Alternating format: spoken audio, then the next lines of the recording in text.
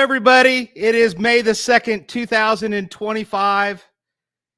It's 7 o'clock Central Time, well, 7:04. I am running just a few minutes late. I apologize for that. We've got Bill Hanson coming on tonight. This is going to be, man, you have no idea.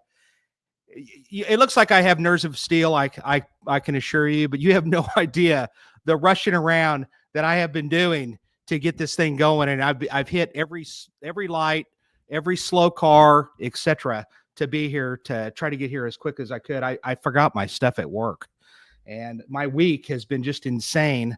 I've spoke at 3 different events this week, all of them local, but man, unbelievable.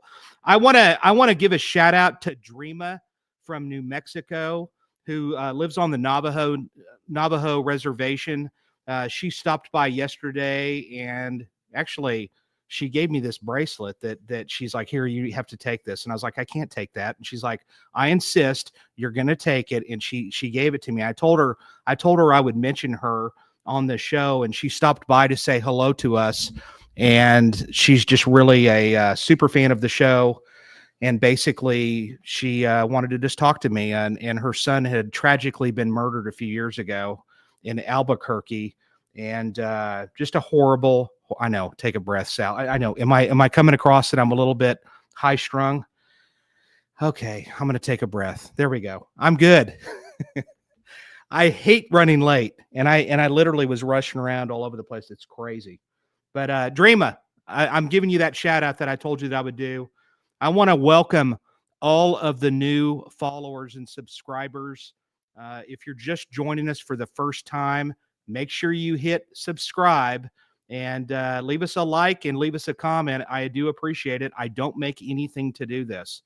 Bill isn't making anything to do this, but Bill wants this thing to rock the house. I mean, he really wants a lot of people to be here and so forth. So I think we're going to have a fun time. This is kind of like one of those installments of Where Are They Now, kind of. And so we're gonna talk a little bit about Bill. Detective William Bill Hanson retired from his law enforcement career in November 2016.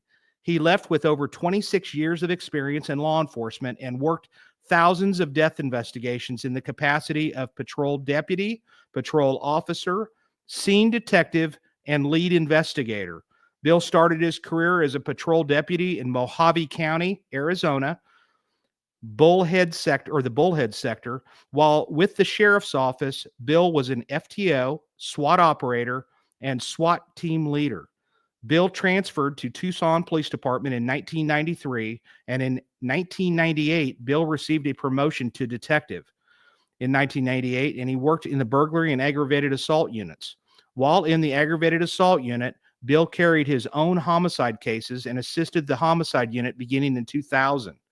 He was a member of the Homicide Unit from 2005 to 2015 and continued to work on his Cold Case Homicide cases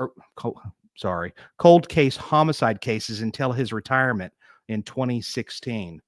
So Detective Hanson was a general instructor and taught basic recruits various job courses, ethics in law enforcement, courtroom demeanor, crime scene, and death investigation at the Southern Arizona Law Enforcement Training Academy. Bill also assisted in teaching the homicide block for years to students at Arizona University of Arizona, and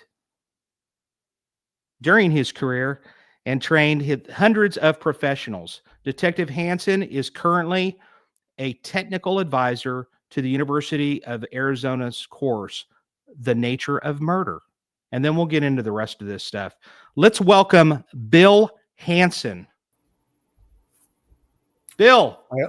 How are you, everybody? An OG, also known as an old guy. Right. In the world of homicide, and I hear a lot of similarities between the both of us. We both teach. You teach. I think you teach. Are you still with the organization, the Arizona Association?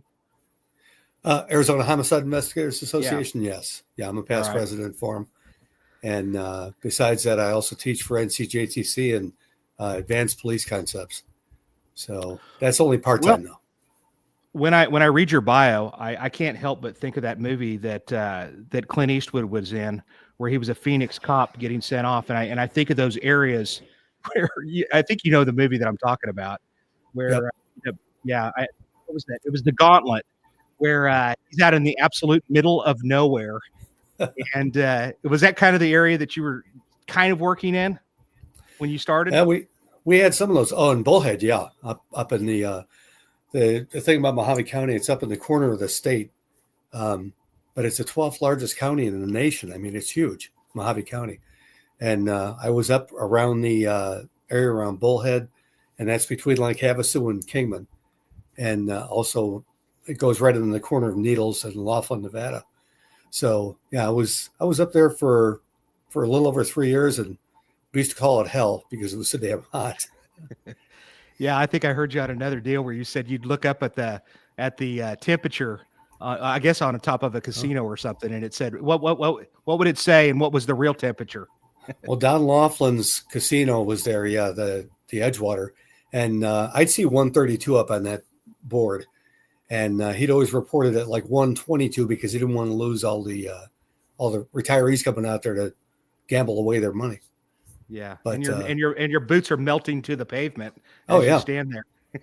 Oh yeah, it was real great being a SWAT operator with all that stuff on and having to go into a trailer and blow it up and things. But I cannot imagine. I can't imagine. So then you left from that area, you go to another mid-sized department, and then you ultimately end up going to Tucson.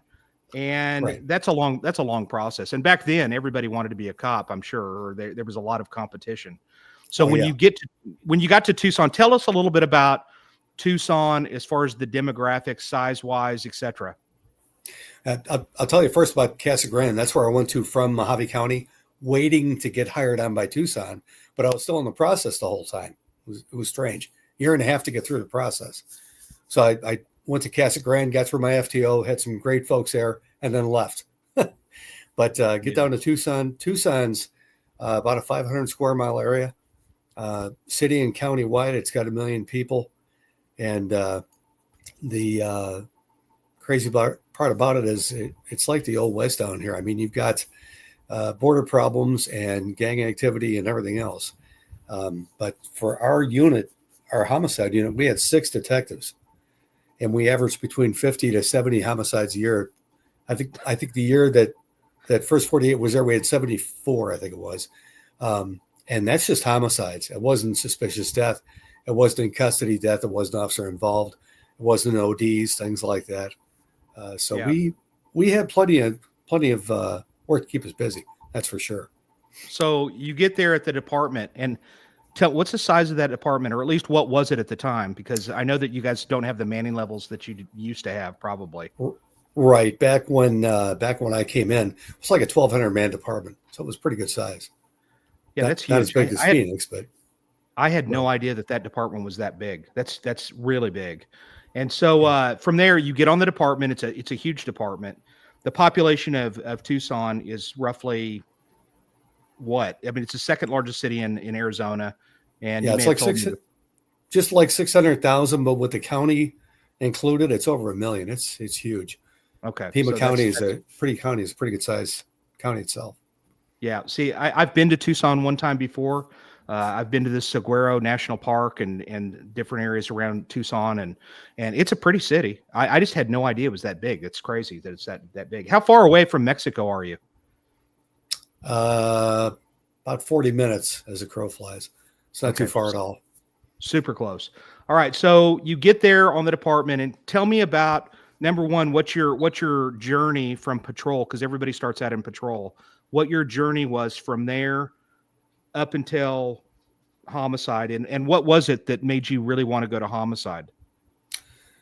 I knew at 5 years old I wanted to be a cop. My dad was a fireman in Chicago, and he gave me a Dick Tracy snub-nosed revolver toy gun when I was about 5, and I told him I'm going to be a cop, and he was like, "No, you won't. You'll be a fireman." And I always kept that mindset where I want to be a cop. When I was in the military, I enlisted in the Air Force in 1980. We had lumber companies folding up, and I knew I had to do something to support a brand new wife. So I went ahead and enlisted in the Air Force. And while I was in the Air Force in basic training, I got a call from my commander, report to the office. And back then, that's like an oh shit moment. You don't go see the commander, when you're in basic training. But I went in there, my first sergeant sitting there in a chapel, and I went out. What the hell did I do? And they said, your brother's been killed and you have to go home. And I went, wait a minute. That didn't make any sense. My brother's been killed. Well, he was shot. And I won't tell you the town it happened in or the city, but they said he's been murdered and you need to go home for his funeral and then come back. And hopefully you're going to be able to come back and get back into basic training. You're going to be knocked down a couple of squads probably by the time you get back here. But luckily as it was, I went in there, I did the funeral. I came back. The group I had was an outstanding group. And I was a squad leader when I left. When I came back, I was just a squad person. But I made it through with their help and graduated on time. But at that point, when that happened, I thought, I want to be a detective. I knew that with the Dick Tracy thing. Man. But I want to go into homicide. I don't want people to have to deal with this shit that I did. Yeah, that's crazy. I didn't know that about you, Bill. I don't remember hearing that. So yeah, that gives you that's a lot of empathy that you bring to the table that just the rest of us don't have. That's horrible. And then not only that, but to go backwards a little bit in your history, you because I've got a lot of firefighting background in my family as well, and that was kind of I was looking at I'm either going to be a cop or I'm going to be firefighter. And also right. I wanted to be a cop since I was 6. I actually wanted to be a homicide guy since I was 6. Well, but so your dad's history with the fire department, and unfortunately he died in a fire as well. Am I right? Well, he died as a result of a fire. Yeah, he had a heart attack back when I was like 12. And he had multiple heart attacks, went in for a heart transplant, didn't make it, and died when I was just a kid. But I told my mom, I'm going to do this. Might take me a little while, but I finally got a chance to get into it. Now, my first wife, God love her, she was a great lady, but didn't support me in a police career. And when we got divorced, I went, I'm leaving active duty Air Force. I'm going to go Guard Reserve. And they call it a Palace Chase assignment. So you don't leave any time behind. You take it all with you. And when I went into that was up in Phoenix at the 161st Air Refueling Squadron. And I knew at that point, I've just got to get in here and test. And I tested with Phoenix and Mesa and Chandler, you name it. And Tucson was one of those I tested with. And there was a couple of places I was out on the list, but Tucson gave me the best benefit of it. And I went to Mohave County and tested there, and they picked me right up. And I thought, well, you know what? Let me start this. Because when I tested with Tempe, I talked to an old-time lieutenant who gave me some great advice. He said, go someplace, get some experience, come back, because I want to hire you. But go get your feet wet someplace. And I did. And that's what I did at Mohave County, and did that for a number of years. I mean, I had a Meritorious Service Award my first year there, and I thought, well, you know what, I could do this. And, I'm just going to press on. One of the reasons, ladies and gentlemen, why I brought Bill on here, and those of you who are joining us, this is episode. Yeah, good for you. Good for you. You know what? If I I need a drink right now after that little last hour I've had. I'll tell you what. I brought him. Thank you. I brought him on here because I grew up watching the First 48. I mean, it came on TV in 2004, and Bill was one of those when Tucson hit the television screen. You were the one on the debut episode, and yep. I was the one on the debut episode for Tulsa as well. And very good. And when you hit the television, you were just one of those that every time Tucson would come on, you were that guy that I would be looking for, and there you are there. And so yep. I remembered you all these years later. And I enjoyed watching. I really wish that they would get back to Arizona, to tell you the truth. And I know that the First 48 has tried, because they've been in talks with Phoenix and some other cities within the Phoenix area. I think Mesa or Chandler or one of the two that they were trying to. But let's talk. You get into homicide, and when you get into homicide, there, first of all, I can't believe that you had 6 people working all those homicides. That's insanity. We had 9 when I first got into the unit. You had 6. We have about the same types of numbers, and that's working all the time. What was your experience like when you got into homicide? Did they really take you along and train you, or did they just kind of throw you to the wolves?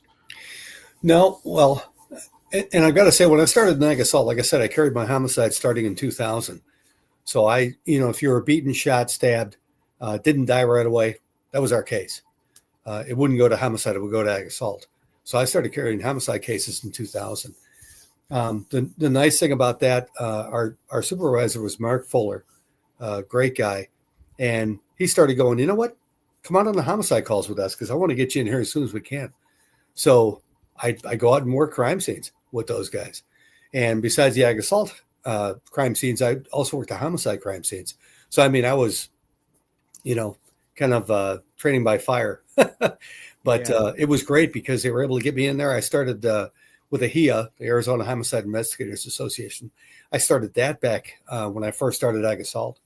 So I was able to go through a lot of trainings with them, went through medical legal death and things like that, interview and interrogation. I met Henry Lee. I met Geberth back in the day, Michael Bodden. I mean, we had all those people at these AHIA trainings, and I was a sponge. And I go in there and learn about crime scene and blood spatter and all those things, and just, got as much training as I could because it was available to us, and was like, well, shit, if it's available, I'm going to do it because as a deputy sheriff, we never had any AOT ever. Yeah. Our sheriff was an old treasury guy who didn't believe in that stuff, didn't care for it. And if you rock the boat, you're out of here. And it was like, well, I don't want to do that. I want to do everything right. But we didn't have anything like that. But when I got to Tucson, we had it. And it's like, if the availability is there, I'm going to take the training. And I did. Right. And for those of you that don't know who some of those names are, Henry Lee, he's like the top of the mountain when it comes to forensic scientist. And Vernon Geberth, I've had more than one drink with Vernon in the past. Me too. So yeah, Vernon, I hated to see him retire. So for those of you that don't know who he is, he wrote what I'm going to call the Bible of homicide investigation, which is the Practical Homicide Investigation book. And it's a huge, huge book, and it's fantastic, actually. So anyway, and I've never met Michael Biden. I've always wanted to meet him, but I can remember watching him on HBO and Confessions of a Medical Examiner, et cetera. So definitely one of those heavy hitters. So you get in there, you're starting to get all this stuff, and then you finally make it into the homicide unit the first time, or Full time. No, was it the first time that you applied? Well, Mark was trying to get me in there. Like I said, Mark Fuller, he was trying to get me in. I was still in the military. And then 2001 happened. I was retiring September 9, 2001. 2 days later, planes in the buildings. I'm in stop loss, so I'm stuck. Mm-hmm. And I did that for another year in 2002 before I was able to retire. And by that point, we just put people in the homicide. It's like, darn it. I just missed that spot because Mark wanted to slot me in there, but I had to wait. The next opening we had, Jim Filippelli, one of my good buddies, he went ahead and came out of homicide. And back then, it's probably the same with you guys. If you didn't retire or didn't die out of homicide, you weren't getting in. Now it's a bit different.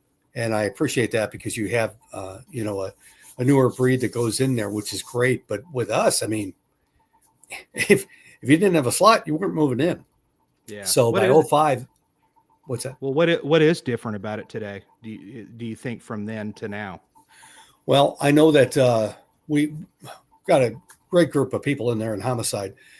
We've got newer people. We've got Spanish speakers. We've got people that are manual communicators, and a lot of guys that have a lot of the experience with the forensics and things like that, as far as the computers and phones and so forth. Yeah. So, I mean, back when you and I went in, back when I started, I had a Polaroid that I was waving around, trying to make sure it had a picture to it, back in the 90s. But then, as time went on, we had the digital cameras, things like that. And with the with the cell phones and things like that, you had to put it on your desk, let it sit there overnight and download because it wasn't, if it was a smartphone, you wouldn't get the thing until the next day. So, excuse me. I got a little bit of a congestion thing going on here. I'll tell you what, Bill, you're still in the game a little bit with as far as instructing and so forth. So you know kind of the technology that's going on, but can you imagine working some of those cases back in the day with the technology that we have right now? It is absolutely incredible. You know, I told, and I've said this several times, but I'll say it again because I just love saying it. I told Gil Carrillo, you know, who was the lead detective of the Night Stalker. I said, Gil, we would have solved that case in 15 minutes today. And he just kind of, and he's looking at me and I said, all right, well, maybe I'm exaggerating, 30 minutes, but we would have solved it in because that's the way it is now. We're solving cases that 2 years ago, there's just no way we would have had we wouldn't have been able to solve it 2 years ago. And what I mean by that is flock cameras, game changer, biggest thing that's ever happened. And so you get in there, you're rocking and rolling, and you're probably learning a lot like I did. You're so busy that you're just kind of learning as you go and doing the best that you can. And case to case. Right. And so how many cases can you estimate that how many cases do you think you were the lead on over all those years? Oh, good Lord. Hundreds. Because you're talking about just homicides? You're talking about just death cases? No, just homicides. Oh, just homicides. By the time I retired, I was in the hundreds. Because I mean, I had a lot of cases. Again, when you have 6 people, it's kind of tough when somebody's on vacation, somebody's on leave, somebody's sick, maternity leave, something like that, because you get you're right back in the saddle. Yeah, right. I had officer murders that I was responsible for too, and you know, my boss Kevin Hall, who now is up in Spokane, great supervisor, but he told me, he says, "Hey, you know what, Bill? Since you got Eric Height's case, let's go ahead and bypass you, and we'll go to somebody else." And I said, "I appreciate that because it's going to be a huge capital murder case that we're working." Before I know it, I was back on a case again. It's like, gosh, damn! I thought we were going to be able to bypass this, but we just didn't have the manpower. Right. You know, you come out there at 2:00 in the morning, and he's like, "Can you take it?" And it's like, yeah. And you know, a lot of those, I'd love to say, you know, I'm like San Diego or some of those departments where, like, you know, we have a 99% clearance rate. Shoot, back in the day, if we're in the 70s, we're lucky. Because we've got people coming from across the border, they get shot in the head, they get dumped outside the car, they've got a round in their head, and that's your crime scene, and that's it. Yeah. And it's because they lost a couple 500-pound loads down in Mexico, and you're never going to solve it, unfortunately. But that's your case, and it's like, well, this is going to go in the cold case room pretty quick. And I've got probably 30-plus cases in the cold case room. A couple of those have warrants for them, but they're down in Mexico. So I have to wait for them to pop back up. And then when we get them again, we could go ahead and, you know, close the case out. But, you know, it's never easy. It's never easy. We've got, you know, we've got cases that I just testified on last year from 2012, and I've been retired since 2016. So that tells you the type of cases we have to pop up. Yeah. And that's really tough too, because, you know, going back there, first of all, I don't know what you were like, but for me, I have a better memory about the older cases. The ones right now, it's like we get one 3 months ago and you'll have to explain it to me because I just won't remember it like I do the old cases. But those are tough, especially with witness difficulties as they are and all this, that, and the other. So so ultimately you guys were solving, you said probably at least, I think 70% is pretty remarkable considering the area of the country that is, because you're absolutely right. There's a lot of those type of cases that I'm sure you had people, they just go back right over the border and you have no clue as to who they were to begin with. Right. That's right. And we have many of those. And I just had a guy captured. Well, I just had one captured in Mexico within about a month. I couldn't believe it. You know, I thought, man, this guy, I'm going to get wind that this guy got killed by some cartel and we'll never know if this guy was even killed, really. So, that would have been a huge challenge. Not to mention the fact I bet you, now you have some rural areas within Tucson as well, right? Would you have some rural areas? Yeah. You'd have body dumps out there in the middle of freaking the desert, you know, where. Yeah, that's that's why we extended into Pima County, because we had so many things like that. That's why, some of the things you look at today, as far as some of the search warrants and some of the things you can get, help out a lot. As far as some of the areas you go to where you're looking at tower hits and things like that. Yeah, right. And you're looking at some of the phones that are pinging out there and you're like, okay, this is my bad guy. And this is where they dumped him at. This makes sense. Where if you live in Chicago, where I came from, trying to get a dump in the area, it's like, oh, we've got 7 jillion people here. We're not going to get a hit, unfortunately. Yeah, that's great. So the first 48, they actually start there. How did that go about, where they actually got introduced to your city and your city was welcoming that? Because that's kind of like, I always kind of laugh about this. People are like, why in the world would a city want a show about murder as part of their travel brochure? Yeah, I agree. Well, they came down from Phoenix. I mean, they left right out of Phoenix and came down here. And we met with them, Ryan Robbins and some of the other folks that were in there. Great group of people. I loved them all. They're really, really good people. And they came in, they talked with us, said what they'd like to try to do. We sat down with them, told them what our expectations were. And, we kind of went back and forth, but, they said, this is what we'd like to do. We do the field producing, real time. We try to get this stuff done. We send the information back to New York. We get back that DVD that you guys have. And, we try to do it, with the expectations of, if we have a case that gets solved too quick, it's not going to be on the air. And we had several of those. Kathy Kelly and I had a couple of those where it was like, well, we're done. Wait, we know who the suspect is. Yeah, we're not going to film that though. It's too quick. And we're like, well, shit, wait a minute. Hey, that's a winner. Come on. Yeah. That's a win. I actually had a case that is mixed in with the Devil Inside, the Apollo Ortega case. That was John Doerr's case, one of my partners here in Tucson. He lives in Texas now. But we had a female who was, it was a sexual thing. And her family did not want anything on camera. We didn't know at that time it was a murder. We thought it was an OD. And when we go through this, we're looking at it. My partner, Kathy Kelly, goes, I think it's a soft smother. What do you think? And I went, unless we have somebody confess to it, you know how easy those are. Doesn't happen that often. So wait a second. What's that? What was that term? Soft sputter?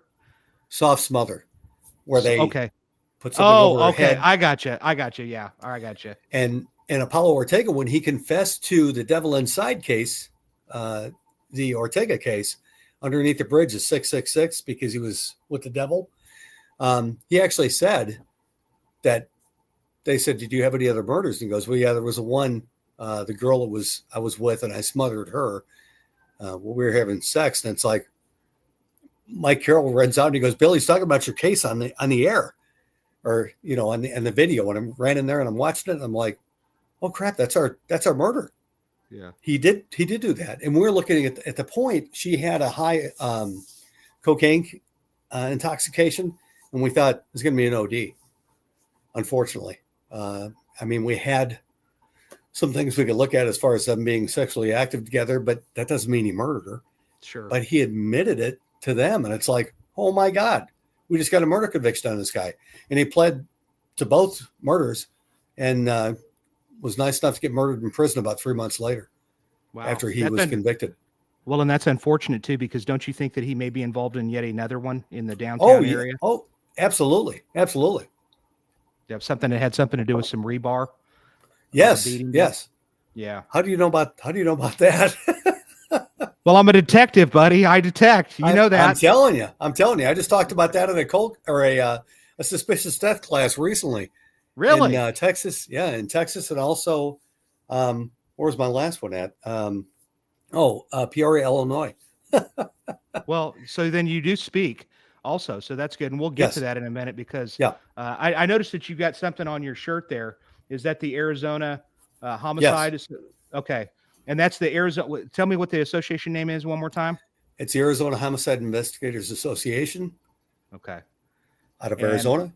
All right. And did you say you founded that? No. Jesus was Okay. founded back in 81. I was one of the I was, a board member, secretary, vice president, president, past president. But no, I didn't found it. I just, I was happy to be involved with them, and they still go to this day. So that's a good thing. But they bring great training in Arizona and bring good speakers in there. And what's the red shirt? You were gonna tell me what that was. Red. Remember everyone deployed. Oh, okay. All right. Yeah. So this is I'm with the Homicide Investigators of Texas, and Bill, what makes that remarkable is I'm kind of part of their committee, which we get speakers, and then we'll talk about that because maybe we just need to have you come to the great state of Texas. But Sure. the fact that I'm an Okie and I'm a part of that organization says a lot. Yeah, I know. Probably in the first time in the history of a Texas organization, you know what I mean? But they're awesome. So you get there, you're working the first 48, and you said that they were great and stuff. So just kind of explain to the people, and of course I'm aware of it, but explain to the people what that is like when all of a sudden you now have a camera person embedded with you as you go out there for the first time. Yeah. Well, let me tell you, they're at the office with us. They eat lunch with us. They eat dinner with us. They stick around after hours for us. If we have a call out, they're responding from their hotel. I've had them out here for dinner before. The wife's met them. My kids have all met them. Great group of folks, and we've actually responded from this house to a murder scene. Matter of fact, Ryan Robbins, again, great guy who was a field producer. He and I jumped out of an airplane together for my birthday.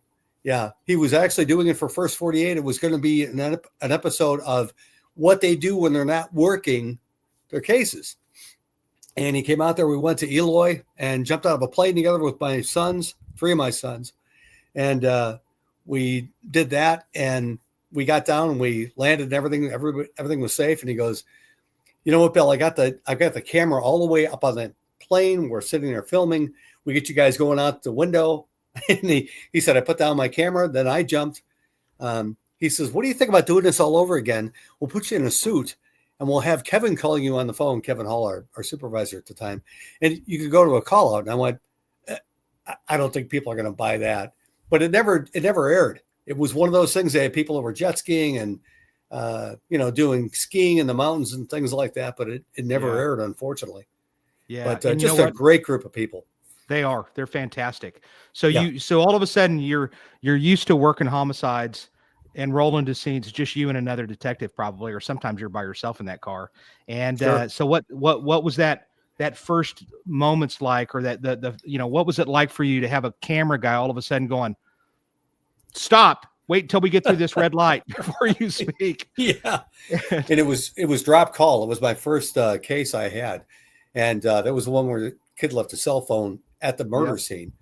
And we're out there, and you're sitting there and you're looking at this stuff, and all of a sudden the lights come on. You're like, holy crap, what are you guys doing? And they're like, well, take it easy. Let's go over that again. I need you to tell me what you're looking at and what you're seeing. And it's like, holy cow, we're out on the south side. We just had a homicide out here. It's not the greatest area in the world. You're backlighting me with all this light. But it was good. I mean, we you always go through those type of learning processes and growing curves, but it was good. The funny part about it, we're going down there to talk to some schmucks down in that area to see if they're involved in this thing. And as we're driving down South Tucson area, he's got the camera on me again, and he's filming me, and I'm sitting there trying to drive and talk to him, and I'm thinking, I'm going to get shot. Because I know you get a lot of bangers out here and things like that.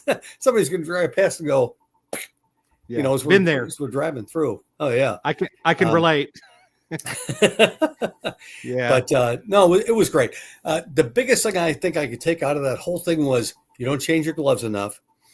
Talking over the scene, you're not covered on your face coverings as far as PPE and things like that. And your booties, are you changing those out? Who are you talking to? Are you recording all this stuff?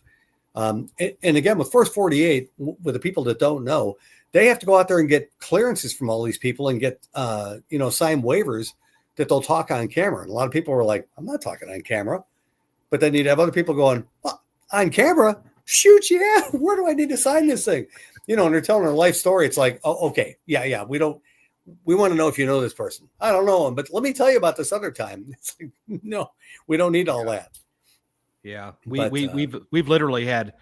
I can remember a time or two where we had people flagging us down, and then we you know, they were just so crazy over it. We would pull over and literally, you know, hey, I'm a singer. I want you to, you know, stuff like that. Crazy stuff like that. But so what was your impression about the community by and large in your area there in Tucson? What was their reaction to you guys being on television at that point? And then, you know, these episodes start coming out, they're recognizing you at some point on these scenes. Right.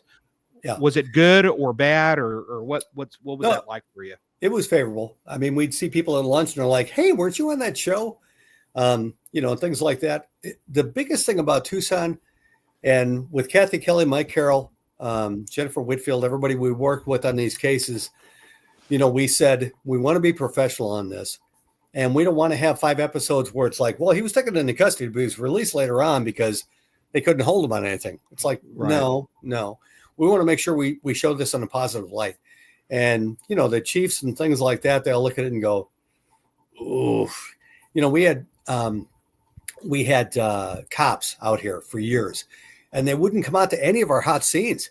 We're like, we get a burglary in progress. We got this guy at gunpoint underneath that a pizza oven, and he won't come out. And we get the dogs coming in, but they don't want to film that. They want to film a bear in the tree. It's like, wait a minute. You know, we've got actual activity here, not this kind of stuff. But we wanted to make sure it was a positive thing where people look at it and go, okay, these cops are doing the right thing. They care about these people, whether it be a drug dealer, whether it be mom and pop at their house, grandfather at his house, things like that. They're trying to do the right thing, and they're trying to bring this out in a positive light. That's what we try to do. You know, last fair, that was Jennifer's case, the taxi cab murder. I did a scene on that one along with Tom Stewart and some of the other folks. And, you know, we just wanted to show that we're a caring department. We want to make sure that we do the right thing for these folks. And that's how we try to if you say produce it, I guess that's a term for us.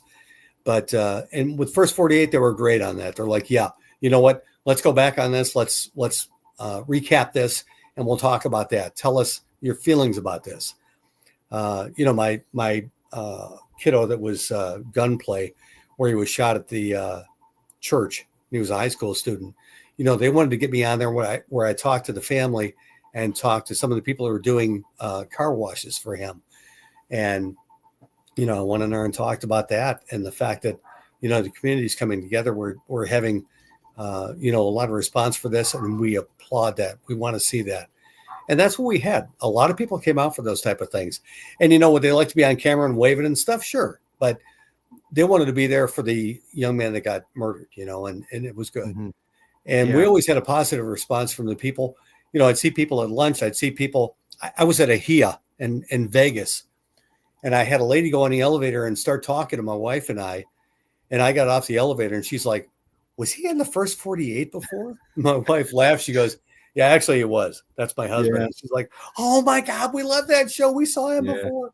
So it was kind of funny. And this is years after our show. I mean, isn't that amazing? Yeah, That's we're amazing. on there from 08 to 09, you know, for like a year and a half.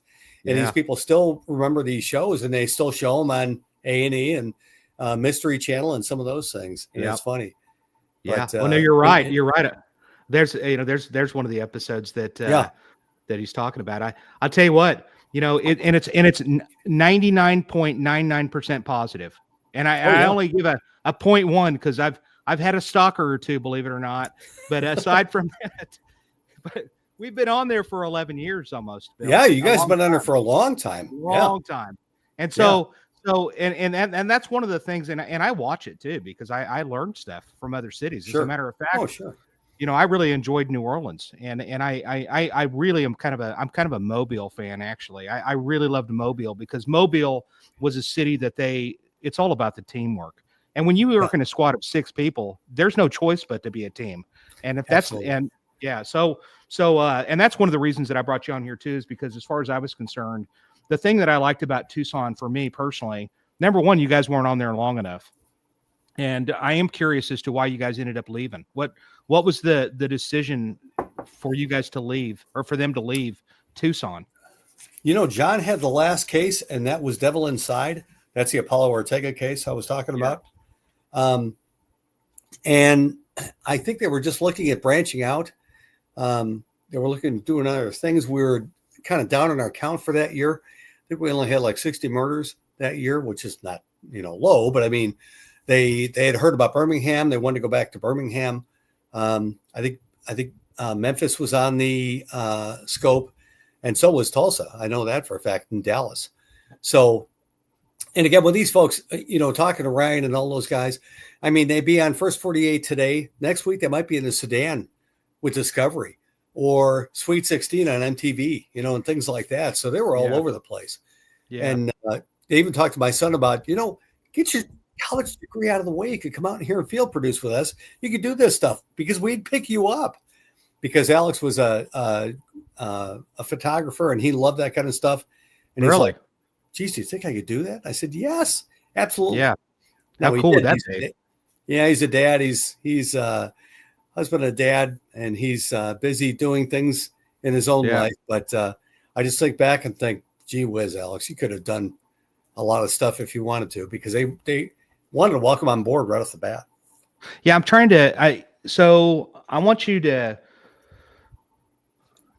get people to understand a little bit about what the dynamic is for us when we're on that. We've got cameras and we're going into certain areas of the city and stuff that the people in the communities that we deal with most often, they know who the camera people are, because they've already, now they're starting to see it on TV.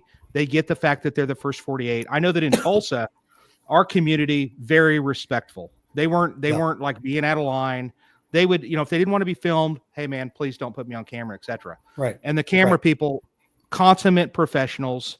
So it's not like they're sticking boom mics in people in the crowd. They don't do that with this show.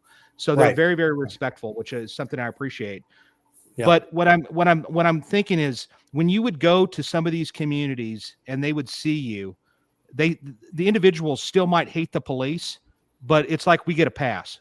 Did you get somewhat of the same kind of treatment in some of these areas where the community would really, it's like they knew you, number one. Number two, they saw how well you cared about your cases. And did that pay dividends for you on other cases? Oh, absolutely. Like I said before, if we were there on a, drug dealer that got murdered, it doesn't matter. Yeah, it doesn't matter if they're a drug dealer or a mom and pop shop that got shot and killed. They're there, and we're there trying to make sure we solve this case. And I think that reflected a lot on the public, where they're like, okay, it's not just because it's a bad guy doing bad things and he got killed because of it. They're still trying to solve this case. And I think that came out in a positive light. For First 48, I mean, on my drop call case, we're out there trying to arrest a guy out of the trailer, and they have guns drawn on them by Tucson PD going, what are you doing? Why are you guys out here with vests? What's going on? It's like, whoa, hold on. They're with us. It's First 48. But they weren't in on a briefing earlier, and they were kind of, awestruck with, well, wait a minute, what do you mean? You got people filming you guys. You're trying to bring this guy out on gunpoint. Talk with us. So we did. I mean, we had to have a little, that was the first case again. So we had to have a little conversation about, okay, this is what's going to go on. They have their own vests. They've got their cameras. They've already signed off on waivers. If they get shot, that's going to be on them, unfortunately, but they understand what the risks are behind this, and they're still willing to go out there and do that. I wouldn't do that. Give me a camera. No. To capture this type of thing, they come out there, and it's the people's worst day. We're out there doing a death notification.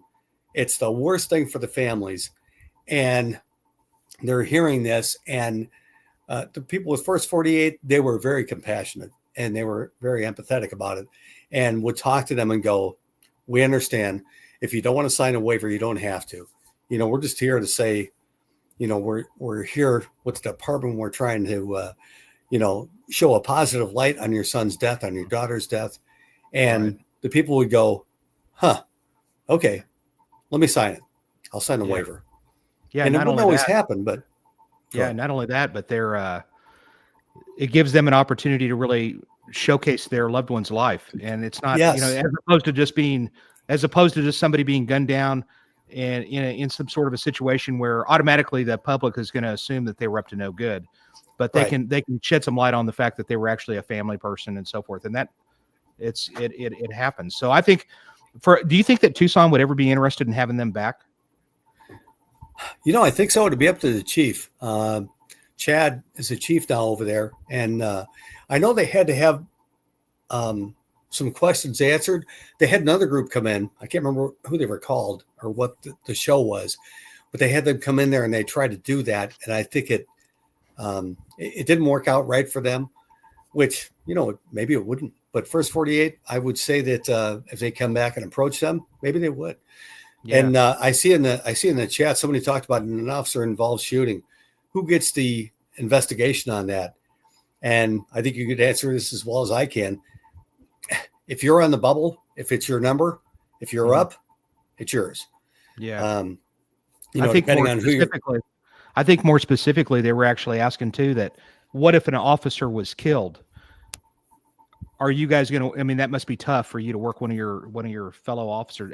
But it is just exactly what you just said, Bill. Yeah, we have to work those cases. We're gonna a city our size and your size, we're gonna work them, and that's just the way it goes. And it's not easy. You want to be there for the family. Eric Height's case, he was the last officer murdered in Tucson. Thank God. But he was a first sergeant, just like I was in the military. And I talked to him about testing for detective weeks before this happened. And, First 48 was there, but they didn't want to film this because they said, we don't do officer murders. They do now. I know they've done some of those things now, but back then they didn't want to do it. And they said, we feel for the family. We feel for the community. We want to have respect for them and not show this. Mm-hmm. And they didn't. But it was, I was up on the bubble and Kathy Keller was my partner and it was our case and we worked it all the way through. We got a 99-year conviction for the person that's in the state mental hospital for that now. I won't mention his name because I don't care to, but that's one of the cases that I had and it's never easy. But again, if you're up on the bubble, if you're up on that number and it's your case, it's your case. We don't choose the cases. I'd love to say we do, or I'd love to say we could. Yeah, me too. We don't. If it's your number, you're up. Yeah, and go ahead. Yeah, there's plenty I would like to choose.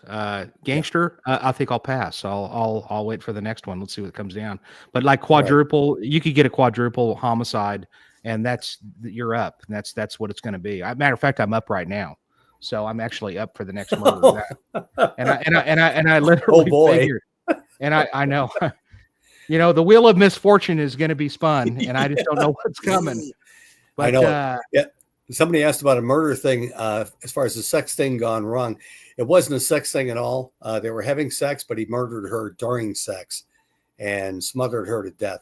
Just like he would take somebody in a hospital and smother them, like you see in the soap operas, where they smother somebody with a pillow. Same thing. Yeah. And that's how they died. But the only thing was that murder was tough to prove. And if he hadn't had admitted it, maybe we wouldn't have proven that at all. It probably would have been an OD on cocaine. What was it like for you to watch yourself working murders on TV? It's kind of cool. It's kind of cool that your family and relatives from across the country, they're like going on a virtual ride along for you, right? Yeah, I've got family back in Chicago going, geez, when did you do that? And what was the case all about? It's like, did you watch the episode? It could have explained all that. Right. But no, we had viewing parties where the First 48 would come in. They'd buy beer and brats and wings and everything else, and it was kind of fun for something like that. I've actually got a statue up there. It's a Academy Award statue. And I was given that by Ryan Robbins. And it was my first case. And it says, hey, at least I didn't say freeze, asshole. And that was the little character he gave me. All right. So you're bringing up stuff that if there's anybody from the First 48 that is watching this or is going to watch this, you need to up your game because the viewing parties sound really cool. You're not doing that. So, but anyway, they were great. They are great. They are great. And that's the one thing that I want to ask you finally, and we'll get off this subject of the first 48. Although this is your show, Bill, we can talk about whatever you want to talk about. So if there's anything that you've never been asked before and you're like, man, I wish they would ask me about this, man, feel free. But well, the one thing I want to mention too is that, with the first 48 and so forth, it's just I cannot believe, and I don't know if you go all over because you speak other places, and I'm sure people have come up to you and go, hey, what's that like? I personally cannot believe that there's not cities fighting for the chance to showcase their department on a show like that. Sure. And it's a difficult thing for the first 48. They're constantly, back then when you're talking about that, where they said, oh yeah, they're just going to leave you guys when you're not even ready for them to leave. And they're looking at Birmingham and these other cities. Well, it's not like that anymore. It's really not like that anymore. And so I find it hard to believe that they're just not having cities knock the door down for them. Yeah. Well, I think the mayors, the city managers, if they have a high crime rate, they don't necessarily want to have that publicized. I mean, that's one of the options you could look at. With us, we wanted to make sure we did it in a professional standard. Right. And I think that's what we try to do. You guys have had them there for years, which is great for Tulsa, because it shows you guys are working your butts off out there and you're solving these cases, which is great. But you're always going to have crime. I'd love to say we'd have world peace and we never have crime again in our lifetime, but that shit isn't going to happen. You know that as well as I do. No, of course. Yeah, you're right. But somebody asked how many murders are there in Tulsa every month. Well, I can't tell you for every month. I mean, every month is different. You never know what's going to happen. Sure. And there was a year back in 2013 where we had 14 murders in the first 14 days of January, and it was insanity. But I will tell you this: that since 2016 in Tulsa, we've had 606 homicides, and we have solved them all with the exception of 29. And so, thank you, Bill. We haven't had an open case, knock on wood, since mid-year of 2023. So good for you. Yeah, we had 100% clearance last year, which we're really proud of. And good for you. That's outstanding. And we're 16. Well, a lot of it's technology. There's three things.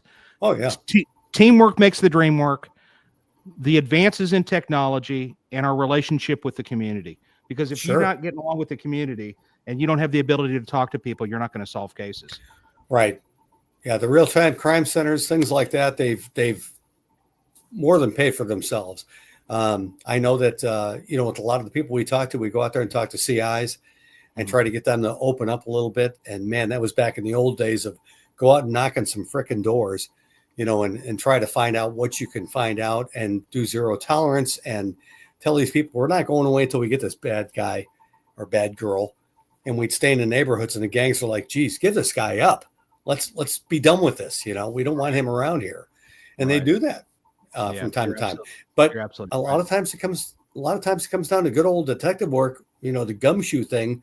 Go out there and start knocking on some doors, and don't sit there and wait at your desk for the answer to come in or the crime lab to answer the who the suspect is. You got to go out there and do the job. And that's what I try to teach with these classes I teach. Yeah, that's a Bosch line. Get out. Yeah, that's right. And so you're absolutely right. You got to get out and knock on doors, and you got to talk to people. Otherwise, and if you're relying upon forensic science to solve your case, you're going to have a very short career in homicide. It's just not going to work. So they do great work. However, they need to have. I tell you, I don't know how many times in the crime lab I go down there and visit with them and say, "This is what I'm looking at. This is what I'm looking for. You want the 10 best things for touch DNA." What am I looking at? They're the experts. Let's talk about it. And we'd sit there and discuss things instead of just sending the form letter out going, oh, I need these things checked. Well, that doesn't do shit for you. I mean, they have to know what you're looking at. Who are your players? Who are you looking at as far as a possible investigative lead in this? And, what can we do? And they work with us hand in hand. And it was a great working experience with them doing that type of thing. Yeah, and furthermore, we just got an MVAC too. I just bought it from your buddy that you just did a podcast with. Oh yeah, I did. We haven't been able to get it online yet, but we have it in our lab, and it's going to happen. So if you're Good. a killer and you're watching this, because we can't control that, you could be a killer trying to educate yourself right now. If you're a killer, you have one. Did you guys have one down in Tucson? Did you guys have an MVAC or? We did not. I know that I tried to get him down here for a showing for that, and they went, well, yeah, we're trying to look at the different things we have as far as forensics, and that's not one of the things on the horizon. They're trying to, the money they have, they have so much, when they try to do different things, and DNA is $100 a pop or more, and rapid DNA, those type of things work well if you have somebody in the system. If they're not in CODIS, you're not going to find them. You're right. But they're trying to work with what they can down here and do the best job necessary. In the MVAC, I tell you what, for them to come through here and do do God's work and try to come up with an end result on that, I'm all for it. If you could tell me who handled us rock and who hit him on the head, and that's who that DNA is going to come back to, outstanding. Yeah. Explain to the audience what an MVAC is. Well, an MVAC is something that draws DNA samples off of different items, whether it be clothing, whether it be rocks, whether it be the concrete slab somebody used, and they're able to take DNA from that, and they're able to put that in the system and try to come up with a good number where they're able to come through and find out what matches up with the different alleles.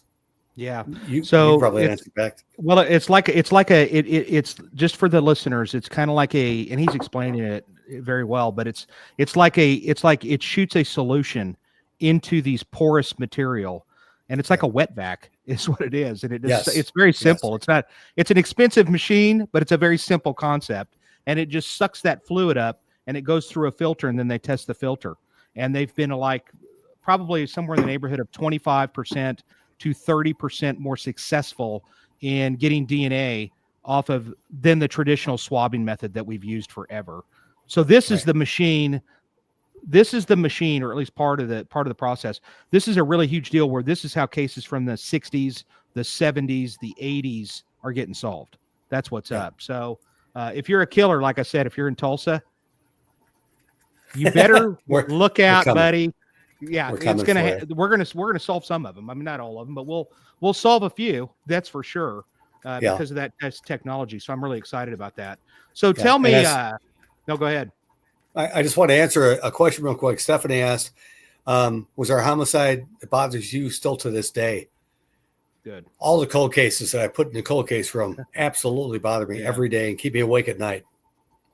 I'd like to say they don't, but in my brother's case, that's still unsolved. That bothers me to this day as far as what happened and what the end result may be.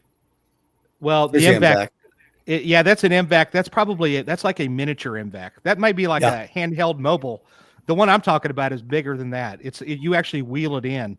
It's not huge, but it's something you can take to a scene or whatever. But you got the right idea. That's kind of it in a nutshell. So thanks, Amanda. Yes. I'll tell you what. You're right.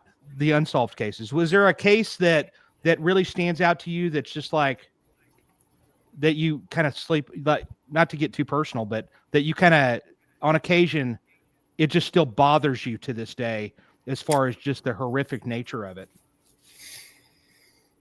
Probably the Isabel Celis case. That's the one I just testified in last year. They got the bad guy and have him in custody, and he's already been found guilty. And she was with me in my house, and the wife felt this too. We've had people here that were sensitive and said, "She's here, isn't she?" And I went, "Yeah." I was a co-lead in that back in 2012, and when I retired in 2016, I went out with a psychic, and we tried to find where her body was at, and we couldn't find her. And a while after that, we were able to actually, I didn't, but the FBI came up with some information, and they were able to find her body. And it was closure for a lot of the people involved in this. And I hate to say the word closure. That's bullshit. I can't stand that term. To be able to have an end result is what I call it. And after that happened, I didn't censor in the house at all. No It was kidding. like, okay, you got him. I'm good. Thank you. And Huh. she left. Wow. That's, So, that's fascinating, because I kind of had a, not exactly like that, but I had I would sit here and I couldn't get her out of my mind, kind of a yeah. situation. It's like, I kept thinking about this case, and it was a no body case as well. Mm, yeah. And we still haven't found her. She got murdered in New Oh, Mexico, dear. but the killer got convicted. So, which is good, but Good. yeah, which are really rare. Those are super rare kind of cases, but Oh yeah. Yeah. I had really I had nobody case from here that was found in New Mexico. So kind of the same thing. And I just, SAHIA, the Southeastern Homicide Investigators Association, I just taught that at their conference 2 years ago in Alabama. Well, that's what I want to talk to you about next. That is interesting. Yeah. So let's talk about Bill's life now, because this is kind of like a where are they now kind of deal. And did you know any detectives from other cities from the first 48, or have you came across anybody else? I know we've been on LinkedIn together for several sure. years, I think. Yeah, through LinkedIn a lot. Through Facebook, not so much, but LinkedIn, yeah, a lot of people from past experiences and past things would come up and pop up. And I talked to them about some of the cases. I've also got William Hanson Consulting.com that I've done for years. I really don't do that often, but people would reach out to that. I actually got the Dead Files. Steve DeShavi reached out, and I did a show with him. And we were able to talk about some of the cases we've had in the past. And he was a New York homicide guy, and man, he had a bunch that we've talked about. He was never on First 48, but he was certainly more than willing to talk about some of his cases, as I was. But yeah, I mean, with LinkedIn, you reach out to a lot of different people and get connected. When I go teach these classes with NCJCC and APC, a lot of people come out and say, we saw it in the First 48. What was that like? And you're able to explain some of the things to them about change out your gloves, change out your PPE, your booties you're wearing, things like that. Right. But it's something you don't realize until they film you, and it's like, oh my goodness. Yeah, we didn't do this, or we were laughing about this. It had nothing to do with the body or anything else, but it's something they caught us on. It's like, oh God, I don't want people thinking we're laughing over the body. That's right. It's nothing in context of that, but it's still and you'll something hear that's about it there. And you'll hear about it. Believe it or not, there's viewers from various places that they'll notice that your seatbelt isn't on. They'll notice that you take a peek at your phone while you're driving down the street. They'll notice trust me. I had a guy from Canada that wanted to complain on me because he thought I was rude, that stuff like that. So it's just part of it. But I love that, because it does. And that you should be proud, because your department definitely came across as being very, very professional. And that's what I love to see on there, for sure. Yeah, so you did a lot of, no, go ahead. I had a Texas sheriff that reached out and said, it was on the First 48 website, where he said, well, I can appreciate the fact they're doing good work and doing well, but you don't solve all your cases. These are only solved cases. They're something they're going to produce and show, and it doesn't always happen that way. And Sheriff, wherever you're at, absolutely agree with you. Again, if it wasn't wrapped up, they wouldn't film it. If it wasn't done in a certain amount of time, if you had a suspect in 10 minutes, we're done. So I agree with the sheriff. I mean, it wasn't always, the First 48. Some of these things went on for months and months and months. The Apollo Ortega case, I didn't know about him being involved in that murder for months. And I thought, well, we're going to have to sign this off as an OD. But with what he said, we got a murder on him, and he pled guilty to it. So, but go ahead. You were saying something, and I interrupted. It doesn't matter. I'm old. I don't remember. But I'll tell you what. Now, so you do a lot of teaching, just like I do. I do a motherload of teaching myself, and you've had the luxury, and I have as well, to teach across the country. And in doing so, what are you teaching? And are you with this private company? Are you just do you have case profiles that you're talking about? Because I get asked a lot, hey, do you know anybody? And I'm definitely going to throw your name out, Bill, Oh, sure. Yeah. NCJTC, which is the National Criminal Justice Training Center. I've taught with them since 2015 before I retired. I've taught unexplained child death. I've taught death investigation. I've taught crime scene. And I've also taught suspicious death, which I still do to this day. With APC, with Mike Shentrup and his group out of Florida, the Advanced Police Concepts, I teach a homicide seminar that I've taught. It's a 2-day seminar that I've taught. And we just go in there and we talk about everything homicide, whether it be the medical examiner, the coroner, what they're looking at, what they're looking for, what we've done in our cases. But I've always done it from the angle of, this is how our cases got screwed up. This is how we had a problem. This is not how we're tapping ourselves on the back going, oh, what a great job you guys did. No, This is the screw ups we've had. This is some of the problems we've had falling through the cracks.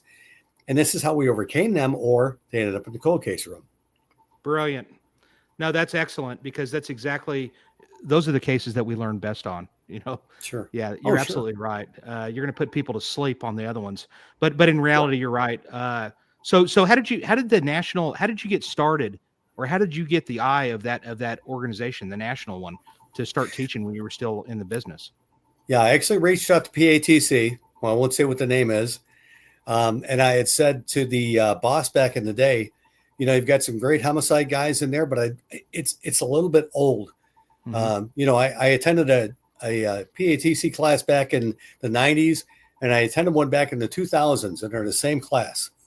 Yeah. And I said, is there anything we could do to freshen this up a little bit? Now, don't get me wrong. They do some great classes. They put out some great information out there. But when I did that, he says, no, I don't think we're interested in that. I said, not a problem.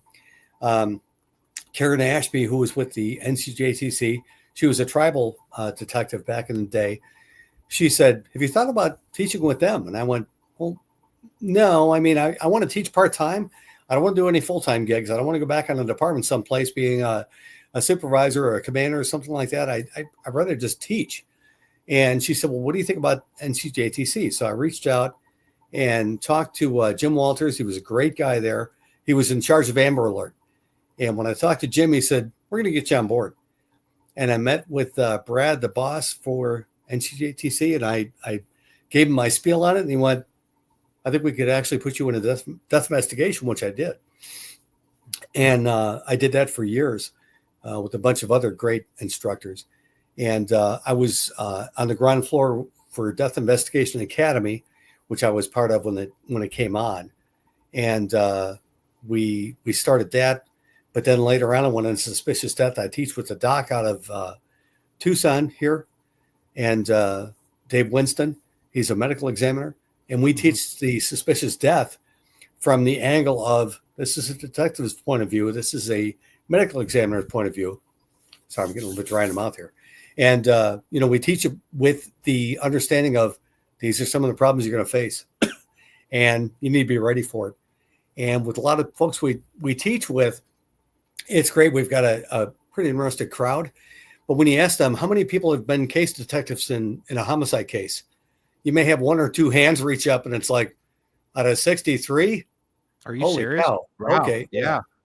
Yeah. Well, I don't think you get a lot of people that show up from Tucson Police Department or Phoenix.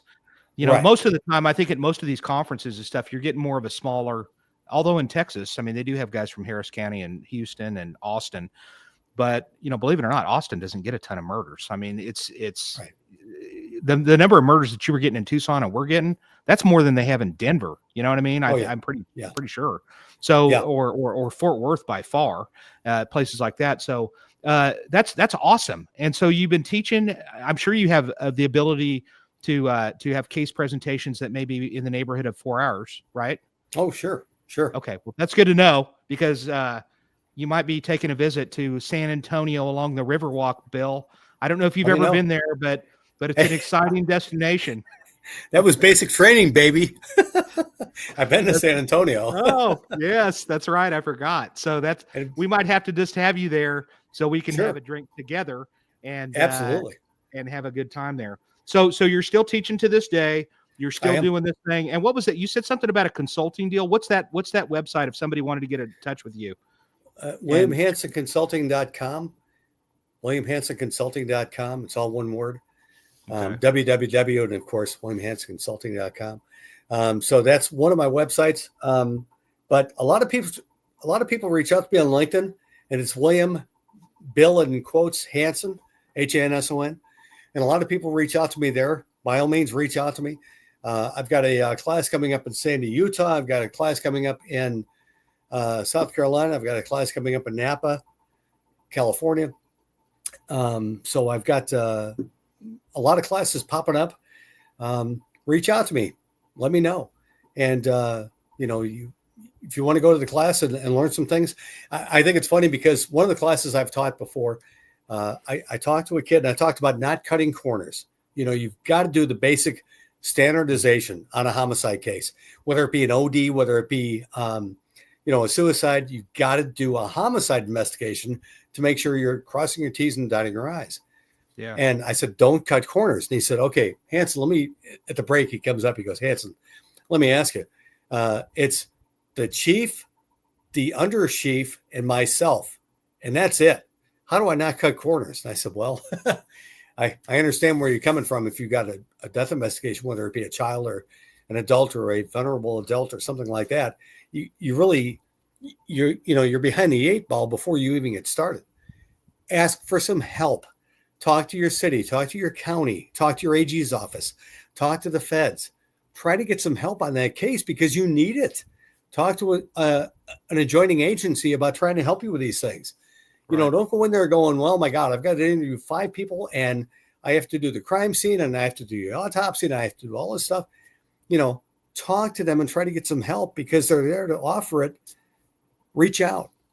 Yeah, no, that's great advice. What is your, and if you got to run, let me know, but what is your advice to the younger officer of today? Or what's the biggest, this is kind of a compound question. This is a compound question. So number one, what are you seeing about the officer of today that you would like to change from the old school officer kind of a deal? That's a good start. What would you say to that? If you're just starting out, do the best job you can.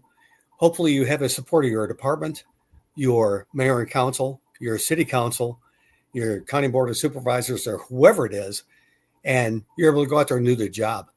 We'd be out there and we've had somebody say, how long are you guys going to be? Because, geez, we got to get this road open up. I know it was an officer involved shooting, but, we need to get this road open up. We've got the cars need to leave out of here.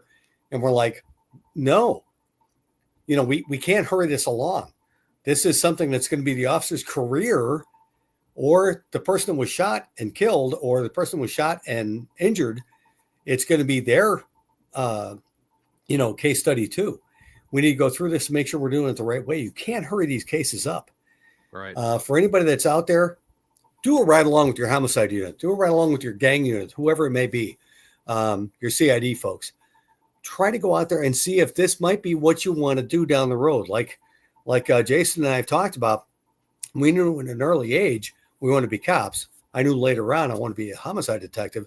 But go out there and do ride-alongs with them. See if you could talk to their supervisor about, listen, I'm interested in this. What do I need to do? The people that are out there, the civilians, go to a civilian academy with your departments and learn what we're doing out there.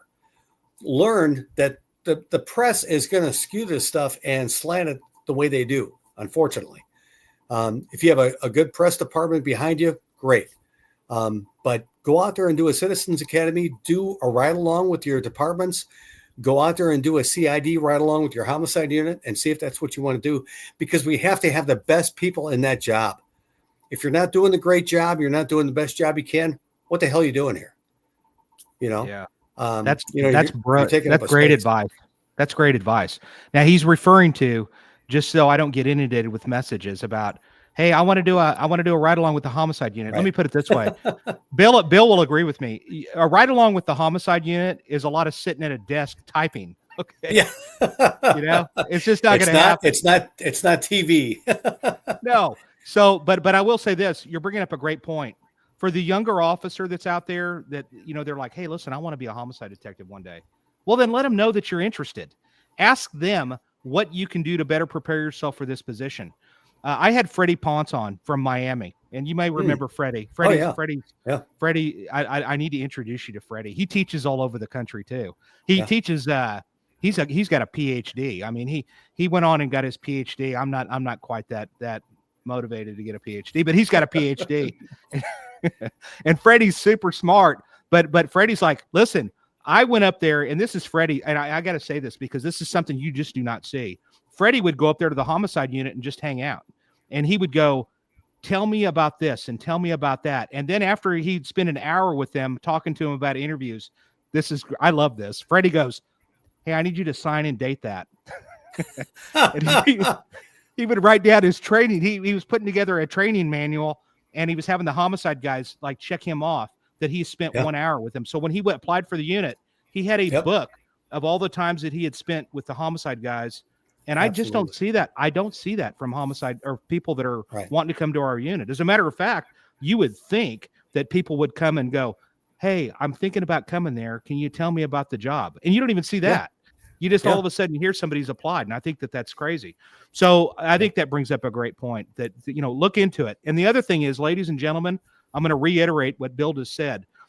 Most of you that are in here are civilians, you're citizens that watch this. If you're in any kind of a moderate sized city or even smaller cities to some extent, they have a citizens police academy. Ladies and gentlemen, it's free. Okay. It's like 10 to 13 weeks or 15 weeks. Go. You will love it. You will have an appreciation. It's eye-opening. Yeah. If even for those that are kind of iffy about the cops, we welcome you. Come on.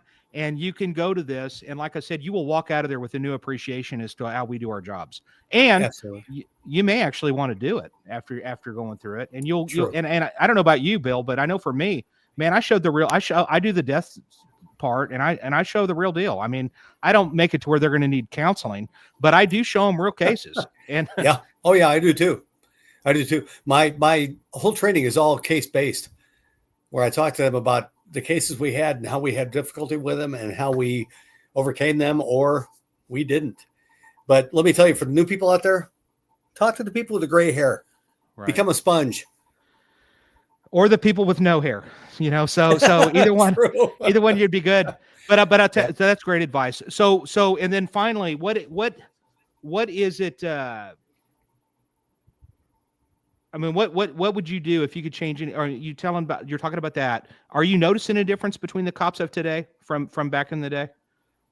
Yeah, a lot of them are gun shy, unfortunately. They don't have the support they need to. They've got more rules and procedures and general orders that pop up on them. And, they're just trying to do the job, for Christ's sake. And, they keep getting, kind of downtrodden with their job. And, just like Gebhardt said, Vernon Gebhardt, we work for God. Mm-hmm. And that's exactly what this job is. You're out there doing the best job you can for that victim, for the family. And you're trying to make sure that you get some type of end result for them. I won't say the other word, an end result. That's the same thing Jason does, the same thing I did back in the day.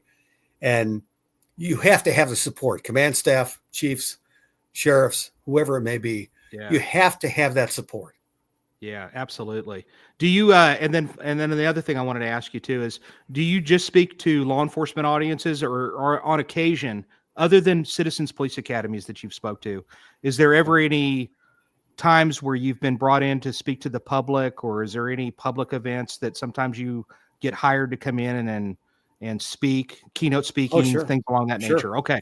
So if somebody wants to get in touch with you to do that, where do they find you other than LinkedIn? And do you have a website? Yeah, www.William Hanson Consulting, all one word, .com. That's good. It's right there on the bottom. But let me know. I've talked to groups in high schools, colleges, different homicide investigating associations and things like that. But I don't have a problem talking to civilians and talking to them about the problems we're facing. And, the fact that, defunding the police, at least that's gotten away from some of the problems we've had. I know that Dave Smith and Betsy Smith, good buddies of mine, that work with Police One and MPA, they talk about the fact that, you need to be out there, you need to be training. And for the folks that are out there that want to do this stuff, that want to teach, you know what? I've got a shelf life. I don't have too much more time left where I'm going to say I can hang up the spurs just like Jason will down the road. Mhm. You know what? Go out and become a general instructor. Go teach in your academy. Go teach at these different places, because we need you out there to be able to step up for us and continue to do this. Yeah, I agree, Sally. He is a great guest. I'm glad he's here. And he's now, I've considered him, he's been a LinkedIn friend for a long time.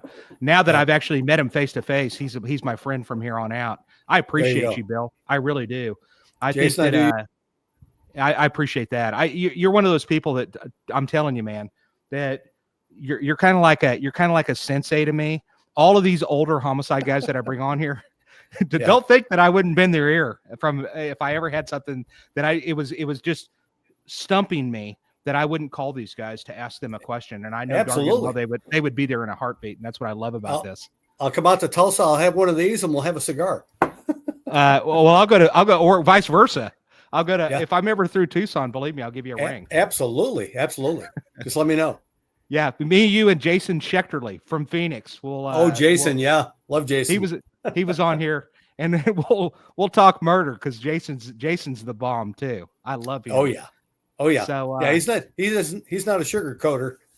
No, and he speaks all over the place too. I'm definitely going to keep you. I'm going to be throwing your name out there, and I'm definitely going to mention your name to the Texas Association, and likewise, if you hear anybody looking for a speaker the other way, I speak as well. So you never know. Absolutely. I might have something that you might have something, or know of somebody looking for somebody that wants to get dazzled by Jason White, and sometimes I can do that. So anyway, I'll do that.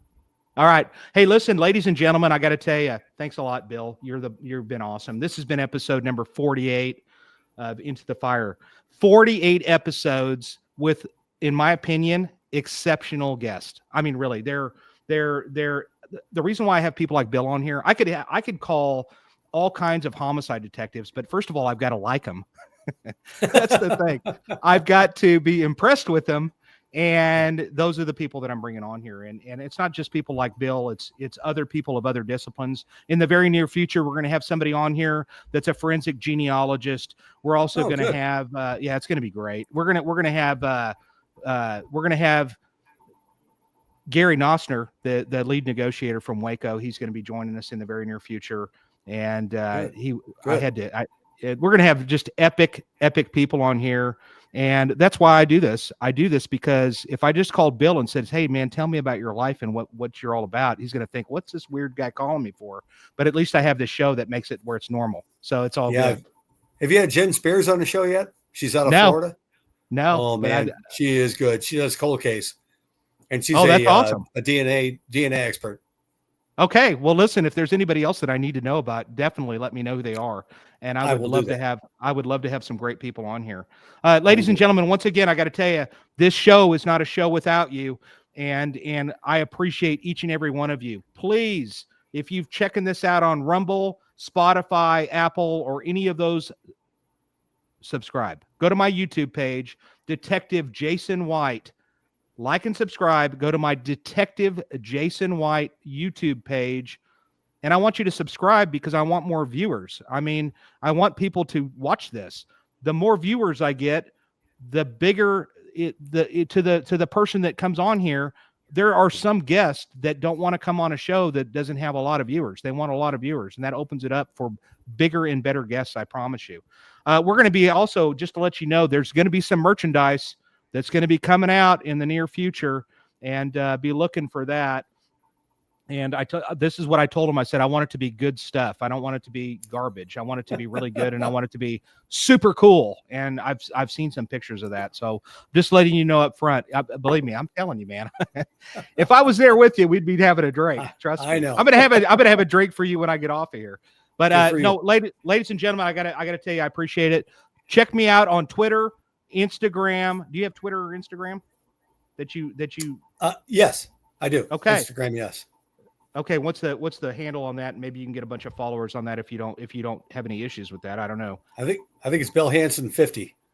Okay, there you go. I'm gonna get on there and I'm gonna follow him because I don't know if I follow him on that or not. Ladies and gentlemen, thank you so much. We will see you next week. I'm trying to think as to who my guest is next week. I can't remember, but off the top of my head, I don't remember. But we're gonna have a guest next week. I've got guests all the way till the end of June, and then when I'm off for my little summer break, I've even got a couple of people that we're gonna be taping a couple.